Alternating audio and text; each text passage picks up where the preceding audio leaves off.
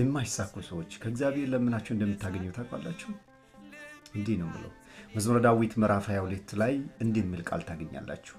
እግዚአብሔር እረኛዬ ነው፣ የሚያሳጣኝ የለም። በለመለመ መስክ ያሳድረኛል፣ በዕረፍትም ውሃ ዘንድ ይመረኛል። ነፍሴን መለሳት፣ ስለ ስምም በጽድቅ መራኸኝ። በሞት ጥላ መካከል እንኳን ብሄድ አንተ ከኔ ጋር ነህ፣ ክፉን አልፈራም። በትርህም ምርኩዜ እነሱ ያጽናነኛል።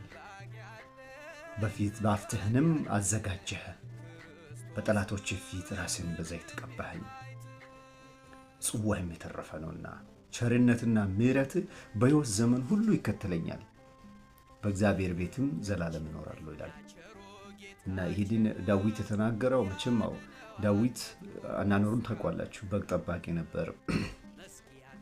በእሴይ ቤት ውስጥ አምስተኛ ልጅ ነበርና በግ ጠባቂ በወንድሞች መካከል የተናቀው ትንሽ ልጅ